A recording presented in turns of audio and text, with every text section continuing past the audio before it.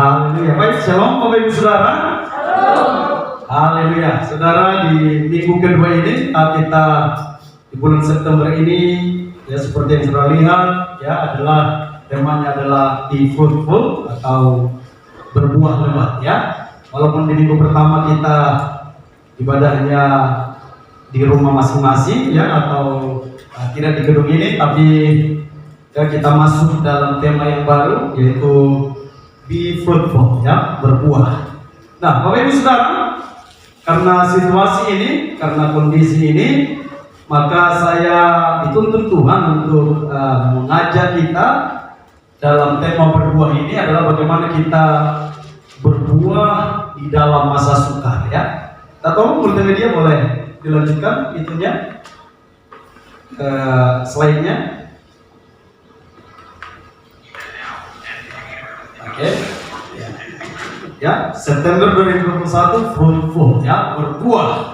Ya, berbuah dalam segala apa yang kita lalui. Oleh karena itu saya kasih judul ya bagaimana kita berbuah di masa sukar. Haleluya.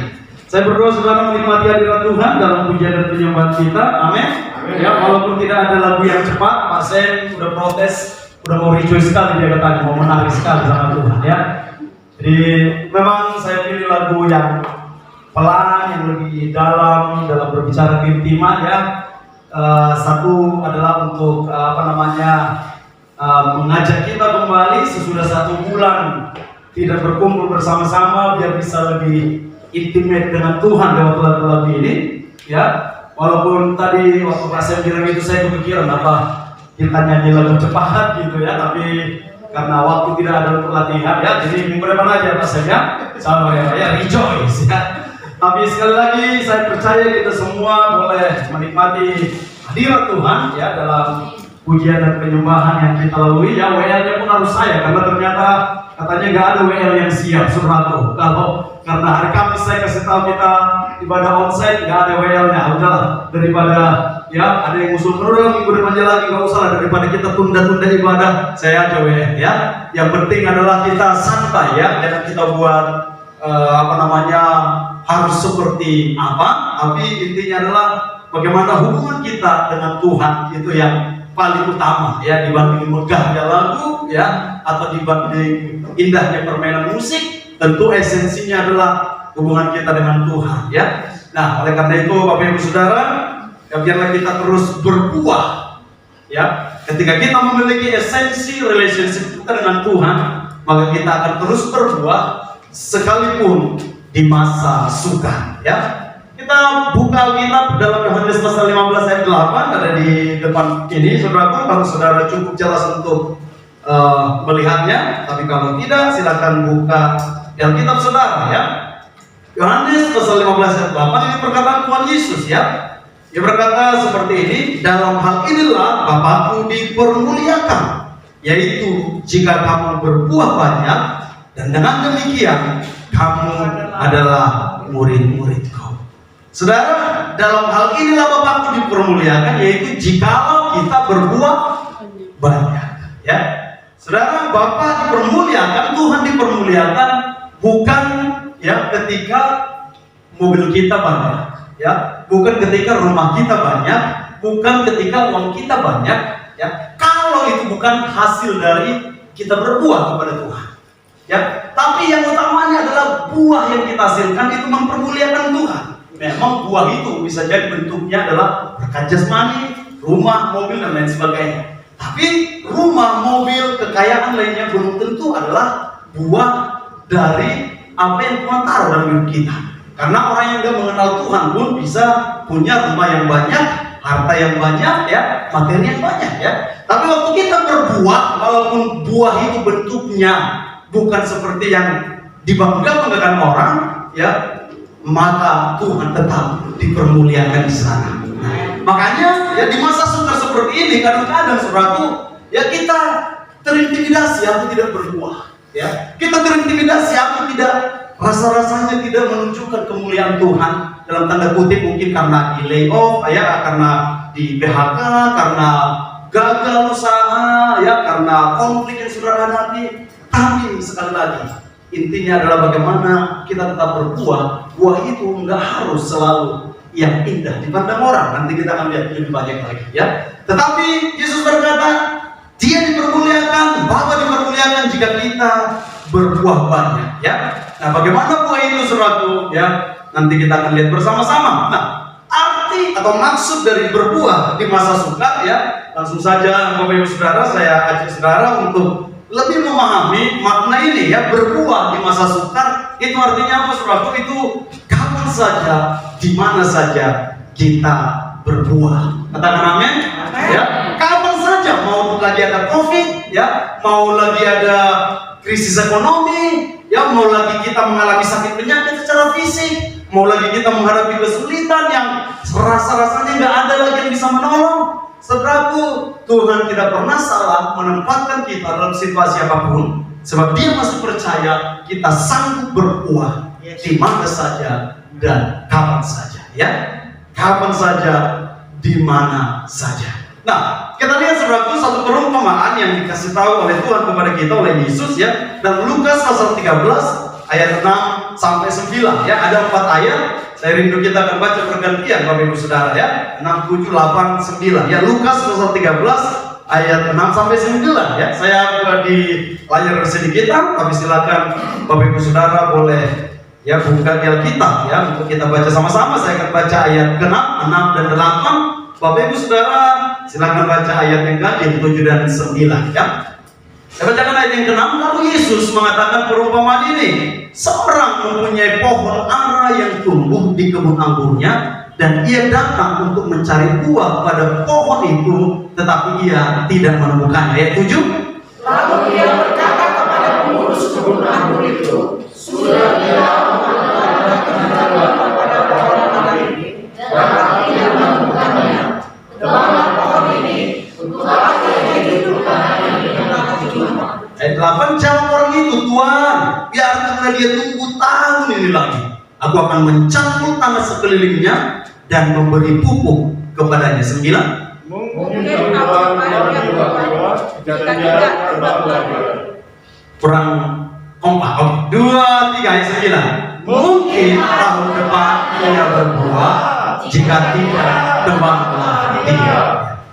Saudara, ya, ada yang menarik dari perumpamaan ini. Kalau saudara lihat tadi ayat 6, ya, kita tahu pohon yang tidak berbuah itu namanya pohon ara. Pohon ara. Tapi dia ada di mana, saudaraku? Dikatakan tadi di mana? Di kebun anggur, ya, bukan di kebun pohon ara, ya. Di tanah lah, di pot, ya. Saudara, pohon ara ini, ya, berada bukan di kompleks yang khusus untuk pohon ara, tapi dikatakan dia di kebun anggur. Nah, memang secara ilmu perpohonan, ya, tumbuh-tumbuhan pohon ara itu termasuk pohon yang tangguh, yang bisa tumbuh di dataran rendah, dataran tinggi, ya, suhu. Tapi lebih cocok suhunya adalah sebenarnya dia suhu panas, ya. Dia lebih cocok di situ. Nah, sebaliknya anggur itu lebih cocok di suhu dingin. Makanya, ya, di Medan nggak ada kebun anggur, saudara, ya, karena tidak cocok, ya. Dia lebih cocok di suhu yang dingin, saudara. Nah, tapi pohon ara yang tidak berbuah ini, kalau kita lihat sebenarnya dia ada pada situasi yang memang dia punya excuse, dia punya alasan kenapa dia tidak berbuah. Ya, dia bisa bilang, gimana aku bisa berbuah? Di sekelilingku ini yang engkau tanam adalah anggur. Nutrisi kami beda. Kalau aku makan nutrisinya anggur ini, kurang cocok sama aku, makannya kurang cocok untuk berbuah. Saudara, kelihatannya di sini kurang fair, saudaraku. Ya, ketika yang punya pohon ara ini menuntut, ya, atau meminta atau mengharapkan pohon ara ini berbuah. Saudara, bagi kita di tengah-tengah keadaan pandemi ini, rasanya kita punya excuse, kita punya alasan untuk berkata untuk kita tidak berbuah. Banyak saudara sekarang orang Kristen punya excuse, punya alasan untuk tidak ke gereja, untuk tidak menyembah Tuhan, ya, atau menonton ibadah aja tapi tidak beribadah. Saudara, ini menjadi sesuatu yang membuat kita, ya, namanya lagi pandemi, ya, kita hari Minggu menjadi hari yang lebih santai dalam tanda kutip. Padahal seharusnya kita tetap ya menjaga hubungan kita dengan Tuhan. Amin. Bahkan kita harus tetap bisa berbuah. Justru sebenarnya di masa-masa sukar inilah kita makin lekat dengan Tuhan. Memang biasanya masa sukar itu antara membuat orang kecewa dengan Tuhan atau dia sebagai makin dekat dengan Tuhan. Doa saya, setiap kita yang di tempat ini semakin dekat dengan Tuhan di masa sukar ini. Amin. Ya, di masa yang sukar inilah, saudaraku, mari terus dekatkan hati kita dengan Tuhan. Bahkan kita boleh berbuah. Karena apa, saudaraku? Ya, Tuhan tidak salah menempatkan kita. Kita bisa berbuah di mana saja dan kapan saja. Ya, pohon ara ini sekalipun dia di tengah-tengah kebun anggur, saudaraku, ketika Tuhan tuntut atau yang punya ini menginginkan buah darinya, saudara, ya Tuhan sedang memberikan perumpamaan ini dengan dia berkata, aku pasti bisa menyanggup,kan engkau untuk berbuah, sekalipun engkau merasa tempatmu salah, sekalipun engkau merasa keadaanmu salah, sekalipun engkau merasa sekelilingmu tidak mendukung engkau. Tapi saudara, ya, waktu Tuhan izinkan kita ada dalam sebuah situasi, ada dalam persoalan yang harus kita lewati mungkin, yang menurut kita tidak sanggup kita lewati, tapi percayalah, dia berkata dia bekerja dalam segala hal untuk mendatangkan kebaikan. Ya, bahkan ketika kita diizinkan di tengah-tengah orang yang mengutuki kita, yang mengkhianati kita seperti Yusuf, justru saudara, sekali lagi Tuhan tetap mampu membuat Yusuf berbuah di masa sukar. Ya, pohon ara ini dia pohon ara ya. Kalau pohon anggur saudara tahu, nah ini buahnya sebelum matang ya, dan ini buahnya sudah matang. Dan kalau saudara dibuka lagi buahnya, ya, dia lebih dekat lagi saudara lihat dan dibelah buahnya, nah, seperti ini dia.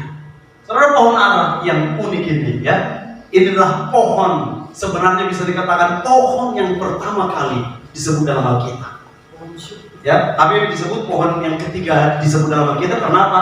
Yang dihitung pohon pengetahuan yang baik dan pohon pengetahuan yang jahat, barulah pohon ara. Yaitu ketika sudah jatuh dalam dosa, Adam dan Hawa mengambil daun pohon ara untuk menjadi cawatnya, kata Alkitab. Saudara, ini pohon yang bisa dikatakan ya, tumbuhan yang ada sekarang yang bisa dikatakan pertama kali disebut dalam Alkitab. Ya, saudara, dan kita diibaratkan itu sering sekali dengan pohon ara ini. Ada 3 jenis buah-buahan yang kita sering diibaratkan ya, pohon ara, terus pohon anggur, baru pohon korma. Ya. Orang benar seperti pohon korma, saudaraku ya. Nah, saudara, kembali ke pohon ara ini ya. Di tengah-tengah yang menurut kita adalah lokasi yang salah, tempat yang salah. Tapi sekali lagi, kita sanggup berbuah di masa sukar, yaitu berbuah kapan saja, di mana saja. Ya, berbuah ketika masa-masa yang kita lewati, masa-masa yang kita hidupi, mungkin bukan masa-masa yang kita inginkan. Berbuah ketika musim-musim yang kita lalui bukanlah musim-musim yang menyenangkan bagi kita. Ya, bukanlah musim-musim yang kita impikan. Ya, mungkin ini menjadi musim yang kita kehilangan, musim yang dimana kita ada dalam kesesakan. Tetapi saudara, seperti pohon ara ini, saudara, Tuhan memampukan saudara untuk berbuah sekalipun di masa sukar. Ya, kapan saja, di mana saja. Saudara, oleh karena itu siapkan hatimu untuk terus berbuah sekalipun di masa sukar. Nah, yang kedua, ya, berbuah di masa sukar artinya saudaraku adalah bagaimana kita untuk berubah untuk berbuah. Nah, berbuah di masa sukar itu artinya ada perubahan, berubah untuk berbuah. Nah, kalau saudara lihat tadi ayat yang ke-9 ya, dari saya balik sebentar slide-nya. Ya, ada nih ya. Kalau saudara lihat ayat yang ke-9 ini, ayat ke-8 dimulai, jawab orang itu, Tuhan, biarkanlah dia tumbuh tahun ini lagi ya. Biarkanlah dia tumbuh tahun ini lagi, aku akan mencangkul tanah sekelilingnya dan memberi pupuk kepadanya. Mungkin tahun depan ia berbuah. Saudara, orang yang berkata dicangkul dan dipupuk ya, itu berbicara sesuatu yang dibersihkan, sesuatu yang harus kita rubah. Bapak Ibu Saudara, ketika pandemi ini datang, ya, kita mungkin nyaman dengan sebuah suasana ibadah yang megah, yang meriah. Tapi oleh karena pandemi ini, banyak gereja yang megah dan meriah itu mau tidak mau nggak bisa megah-megah lagi, ya, karena dibatasi jumlahnya, saudara. Ya, saudara, tentu kita menikmati hadirat Tuhan dengan bagaimana kita membuatnya semeriah mungkin, semenarik mungkin, suasana kita bangun, saudara. Tetapi, ya, kadang-kadang perubahan datang dan itu membuat kita untuk bisa tetap berbuah, ya. Nah, oleh karena itu Bapak Ibu Saudara, orang ini akhirnya mencakul dan memberikan pupuk dan dia katakan mungkin tahun depan dia berbuah. Tapi kalau tidak berbuah, tebang saja, kata saudara. Ya, kalau tidak berbuah, udahlah ditebang aja. Saudara, saya percaya kita semua mau berubah. Amin. Ya, mau berubah, ya. Bukan lagi ketika ibadah itu hanya untuk, ya, menyenangkan kita, tapi menyenangkan Tuhan. Waktu kita baru mulai bertumbuh dalam Tuhan, kita diajar bagaimana ibadah itu menyenangkan kita.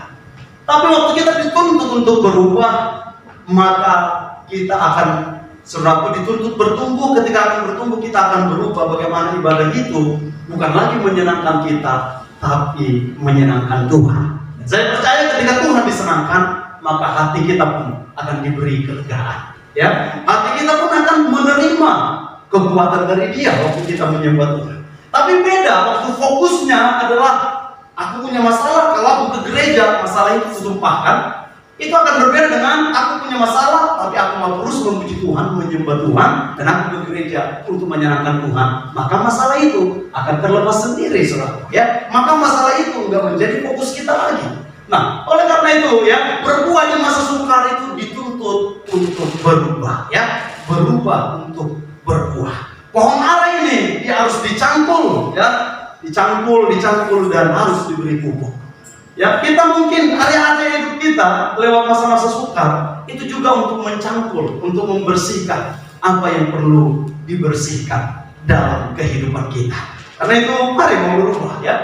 Ada seorang berkata seperti ini, perubahan bukanlah sebuah perubahan sebelum terjadi perubahan, ya. Katanya perubahan bukanlah sebuah perubahan sebelum terjadi perubahan. Saudara, perubahan bukanlah sebuah perubahan hanya ketika kita sudah mengatakannya. Tapi perubahan adalah sebuah perubahan ketika kita sudah bertindak di sana. Bapak Ibu Saudara, perubahan yang kita maksud tentu, ya, bukanlah perubahan yang negatif. Ya, saya jadi teringat mungkin banyak dari antara kita berkata, ya ini udah berubah gini. Dulu kalau ibadah kayak gini, sekarang udah berubah. Ya, karena pandemi berubahnya ke negatif, saudara. Tapi tentu kita tahu yang dimaksud adalah perubahan ke arah yang positif, ya. Perubahan yang membuat kita untuk berbuah. Bapak Ibu Saudara, biarlah kita boleh senantiasa, ya, menghasilkan buah di mana saja, kapan saja, dan dengan hati yang rela untuk berubah, ya, hati yang rela untuk dibersihkan. Biarlah ketika kehidupan kita dicangkul, saudaraku, ya, digemburkan tanah kehidupan kita, dikasih pupuk, ya.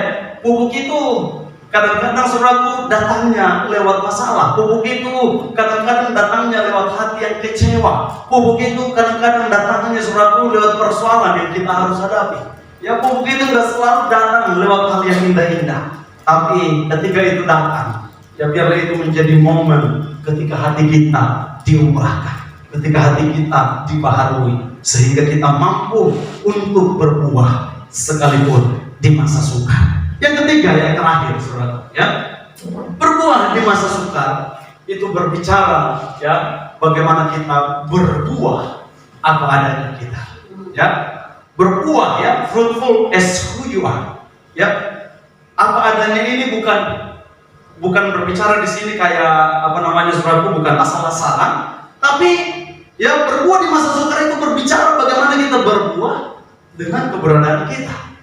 Karena sama sekali kita tidak menghasilkan buah karena kita berpikir kita harus memberi buah yang menyenangkan diri kita dan menyenangkan orang lain. Padahal buah yang dikehendaki Tuhan adalah buah yang menyenangkan Dia. Saudara, sering sekali kita mengukur buah itu, ya, bagi gereja, bagi pelayanan, ya, bagi kami yang hamba Tuhan. Saya intens lagi banyak rapat dengan pendeta-pendeta GBI di Sumatera Utara, ya. Sering sekali kami itu terus terfokus kepada buah itu, besarnya gedung gereja, ya, banyaknya jemaat, bahkan maaf kata dihitung banyaknya jemaat yang punya mobil, ya, banyaknya persembahan persepuluhan yang datang. Saudara, kami sering terjebak dengan buah yang seperti itu. Dan tidak bisa dipungkiri, kadang-kadang kita pun jemaat memuji seorang hamba Tuhan, ya, berdasarkan, ya, hebatnya dia adalah berdasarkan berapa besar jemaatnya, ya, berapa besar saudaraku, ya, gedung gerejanya. Ya, kita sering berpikir pendeta hebat itu adalah orang-orang yang bahkan melakukan mukjizat, berapa banyak mukjizat yang dilakukan. Padahal Alkitab dengan jelas mengatakan bukan itu ukuran buah yang sesungguhnya. Ya, bahkan dengan jelas Alkitab berkata, ketika ada orang-orang yang berkata, bukan kamu mengusir setan demi namamu, mengadakan mukjizat demi namamu, tapi Tuhan katakan apa? Aku tidak mengenal kau, kenyang kau. Saudara, hari ini mari kita menyadari, ya, apa buah yang sesungguhnya yang Tuhan inginkan. Bagi kami yang hamba Tuhan bisa menjadi tawar hati, ya, ketika kami berfokus kepada buah yang saya sebutkan tadi, ya. Bagi orang-orang yang melihat bahwa buah itu adalah kekayaan materi yang saya katakan tadi, ya, berkat-berkat materi, dan ketika dia tidak mendapatkan itu, dia merasa tidak berbuah, saudara. Ya, saudara, ada banyak orang bahkan yang dalam tanda kutip, saudaraku, ya, melakukan dosa, tapi dia bisa melakukan mukjizat. Orang bertanya, kenapa bisa seperti itu? Saudaraku, tentu Tuhan membela firman-Nya. Tapi buah yang diinginkan Tuhan dari dia adalah pribadinya yang hidup dalam kebenaran. Bukan hanya ketika dia berdoa orang sembuh, ya, bukan hanya ketika dia menyembuhkan orang atau melakukan banyak mukjizat yang lain. Saudaraku, berbuah di masa sukar ini mengajari kita untuk melihat esensi kehidupan kita yang sesungguhnya.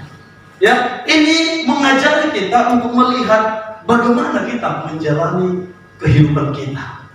Karena apa, saudara? Berbuah di masa sukar itu membuat kita untuk belajar berbuah yang benar-benar berbuah, ya, berbuah apa adanya kita, dengan adanya kita.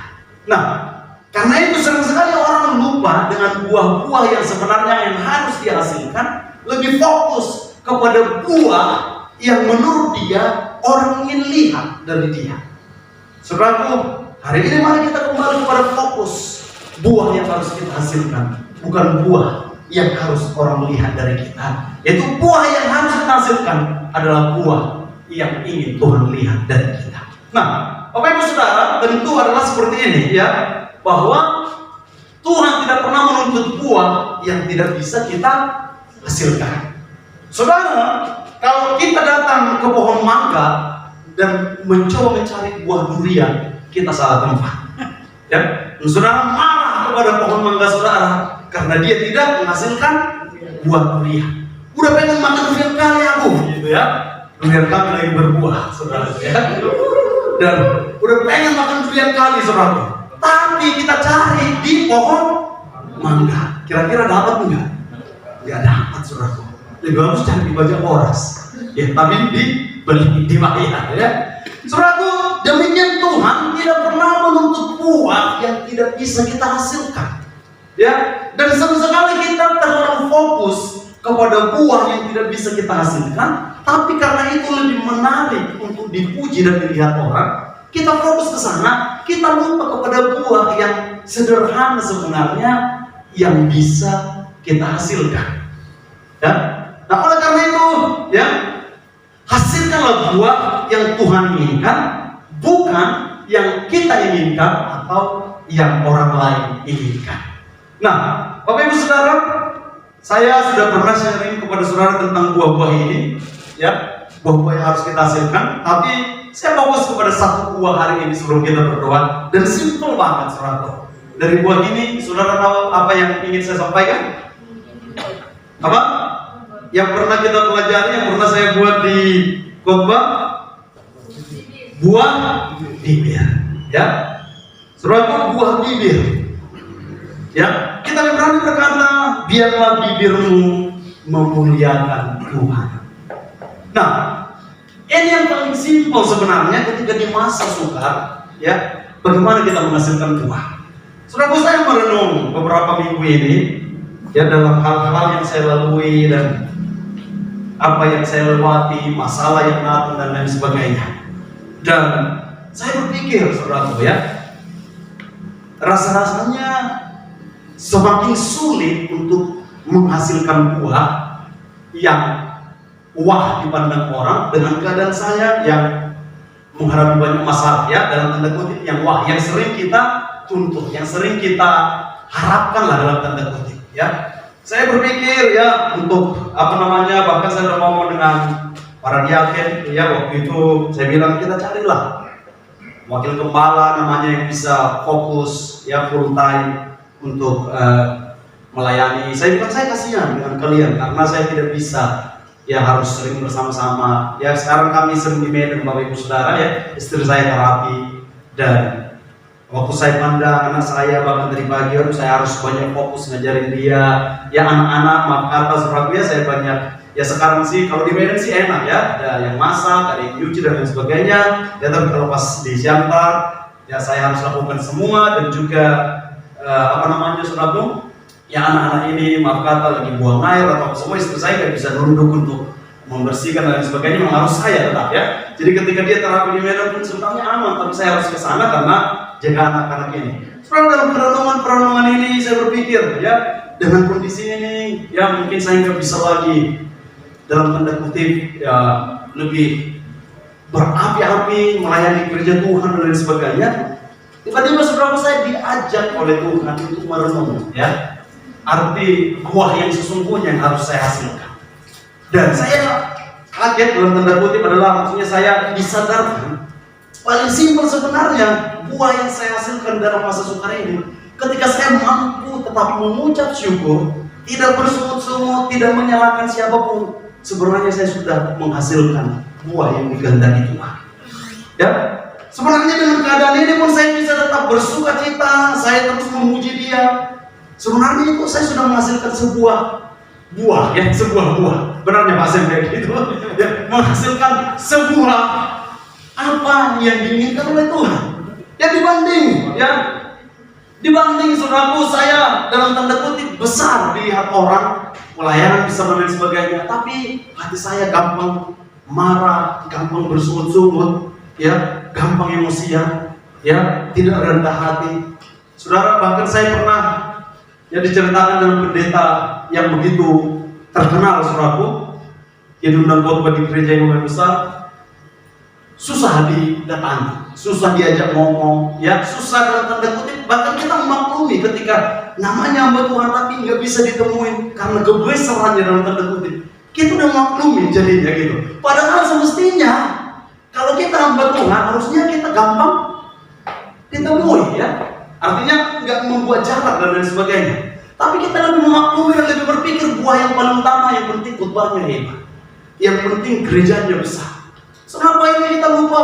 Kalau orang itu suka memaki, ya, hamba Tuhan, tapi suka memaki bahkan para teman-temannya bawahannya dalam tanda kutip, kalau ada yang salah, waduh, dimaki dan lain sebagainya. Suatu ketika diundang khotbah saudara, baru lagunya yang ini, hari ini kurasa bahagia, baru kan ada rendah, bergandengan tangan, WL-nya saudara pun penuh semangat, ya, Mike, ayo gandengan tangan saudara, gitu.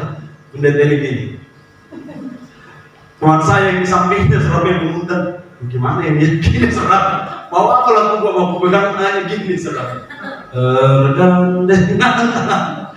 Teman saya berkata dalam hati, saya mau buat gini, syuk, kata gitu saudara, kira kayak swing gitu. Akhirnya sampai selesai lagu dalam satu kasih, saudaraku, ya, waktu saya mengingat ini sekali lagi saudaraku, yang paling utama adalah karakter kita, bukan karisma kita. Ya, akhirnya saya tersadar bukan karisma, ya, bahkan bukan pengakuan saudaraku. Sehingga kepada teman-teman hamba ini saya selalu sadar kepada mereka, ya, saya ajak mereka, ya, untuk udahlah, Nggak usah kita terlalu ambisi bangun gedung gereja dan lain sebagainya ya. Karena mereka banyak sharing, waduh, aku harus buat proposal ke sini, aku harus gini dan lain sebagainya. Saya bilang, ayo, karakter kita sebagai hamba Tuhan lebih daripada karisma. Tentu karisma itu baik kalau kita punya, ya. Tentu kalau kuasa-kuasa dan lain sebagainya itu baik. Tapi kalau karakter kita, saudara, yang tidak baik, saudara, justru buah yang paling simpel yang Tuhan inginkan dari kita, saudara, itu tidak bisa kita berikan. Hari ini berbuat di masa sukar simpel sekali sebenarnya. Ini juga bagi Bapak Ibu saudara. Saya berdoa, biarlah jadi gaya hidup kita yang selalu memuji Tuhan. Ya, bukan hanya sekedar nyanyian, ya, tapi memuji Tuhan. Saudara nggak gampang bersungut-sungut, hati saudara nggak gampang kecewa. Ya, buah bibir ini, saudara, yang memuliakan Tuhan.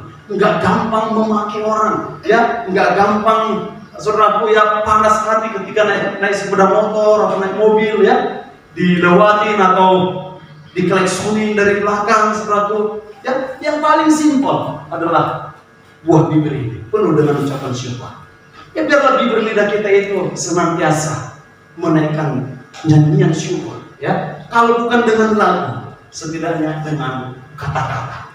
Saudara, Tuhan tidak menuntut buah yang dipuji-puji orang atau durian itu, saudara. Kalau saudara cuma pohon mangga, ya, atau pohon jambu gitu, atau apa. Jangan saudara capek terlalu fokus kepada karisma, tapi lupa kepada karakter. Saudara, percayalah, ketika kita fokus kepada karakter, buah yang simpel itu, ya, maka percayalah, karisma itu akan mengikuti kita.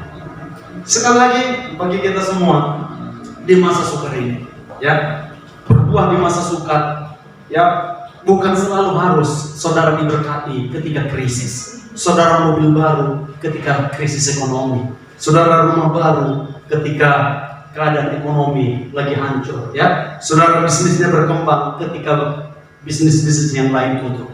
Berbuat di masa sukar bukan hanya berbicara tentang materi itu, ya, bukan hanya gereja kita membangun justru ketika keadaan keuangan gereja mungkin tidak baik, tapi yang paling utama berbuat di masa sukar adalah hati kita, hidup kita, ya, karakter kita yang terutama.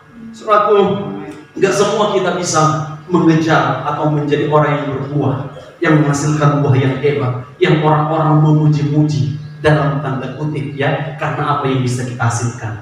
Tapi setiap kita punya kapasitas untuk dipuji Tuhan ketika kita mau berbuah apa adanya kita, ya, berbuah apa adanya kita.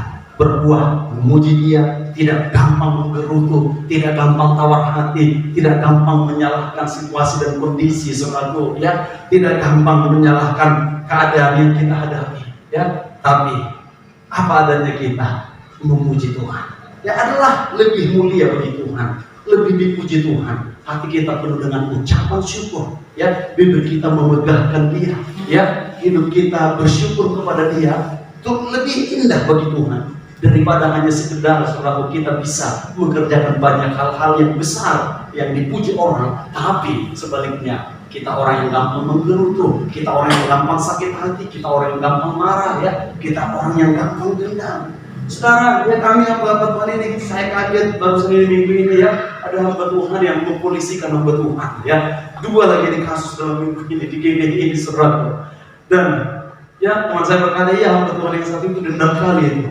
Enggak ukuran gerejanya besar, jemaatnya besar, tapi memang dendam kali dia dipolisikan, saudara, ya. Padahal kita berkata tata gereja itu mengatakan dilarang membawa ke polisi, ke hukum dunia perkara-perkara di gereja GBI.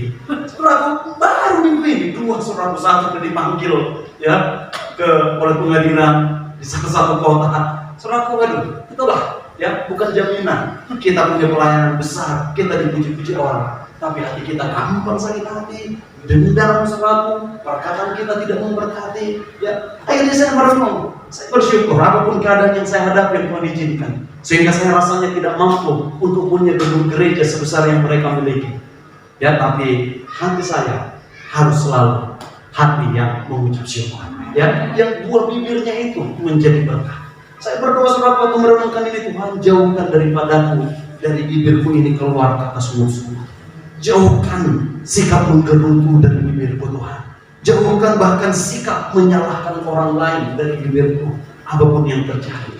Sebab apa? Itu yang lebih utama. Bapak Ibu Saudara, ya, kalau itu sudah kita lakukan, percayalah buah yang lain ya pasti akan Tuhan percayakan. Tuhan percayakan lebih lagi. Dan alangkah lebih indahnya ketika buah ini, karakter ini kita miliki, dan kekayaan atau buah-buah materi yang lainnya dianugerahkan bagi kita.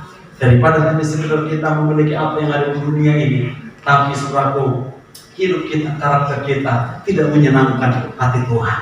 Berbuah di masa sukar, ya. Sekali lagi, simpel ukuran buahnya, Bapak Ibu Saudara, memiliki gaya hidup yang mengucap syukur.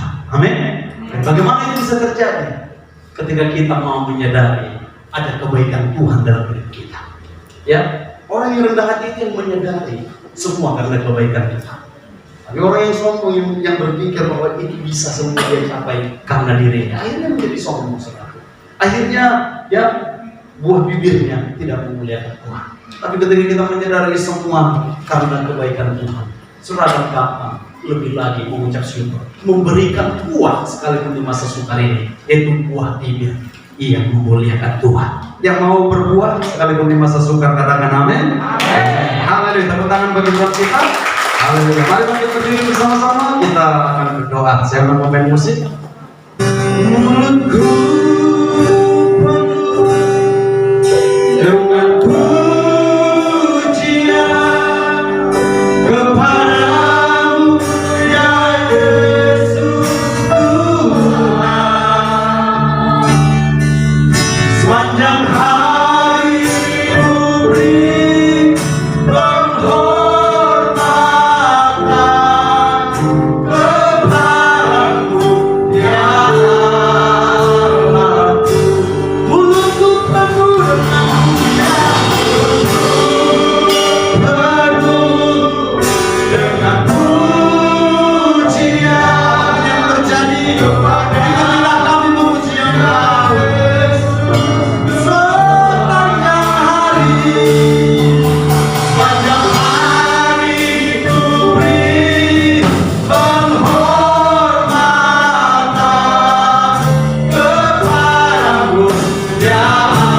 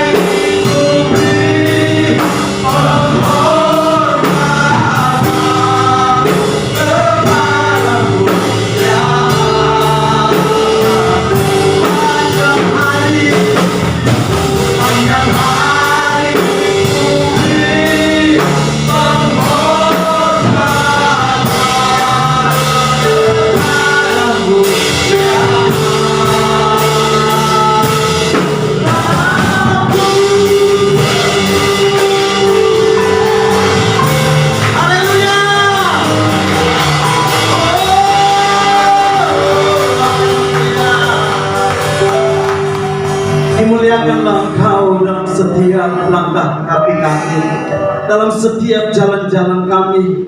Bahkan dipuji dan dimuliakan Engkau dalam setiap hembusan nafas dan tarikan nafas kami, Tuhan. Hingga pada saatnya nanti kami kembali ke rumah Bapa, atau ketika Engkau datang kembali menjemput kami, Engkau mendapati kami kudus, tiada bercela, karakter kami seperti Kristus. Hidup kami memuliakan Engkau. Biarlah kami terus mengejar pribadi-Mu, bukan hanya pemberian-Mu, bukan hanya benda-benda, bahkan bukan hanya mujizat-Mu Tuhan, tapi pribadi-Mu, sehingga kami boleh tetap bersyukur. Mulut kami boleh tetap penuh dengan pujian, karena kami tahu tidak ada yang dapat, tidak ada yang bisa mengambil Engkau dari hidup kami, tidak ada yang bisa memisahkan kami dari kasih Kristus. Karena itu kami bersyukur Tuhan. Terima kasih untuk umat-Mu. Biarlah hidup kami terus memberi buah kepada-Mu. Dari yang paling sederhana, buah bibir kami memuliakan nama Tuhan. Terima kasih Bapak. Bahkan sebentar kalau kami akan memberikan persembahan, ucapan syukur bersepuluhan apapun yang kami berikan, yang untuk pemuliaan nama Tuhan kami berikan dengan sukacita di dalam nama Yesus. Kami percaya Engkau tidak pernah berhutang kepada kami. Engkau tidak pernah melupakan dan meninggalkan, bahkan tidak pernah membiarkan kami kekurangan Tuhan. Karena itu kami memberi dengan sukacita, dengan penuh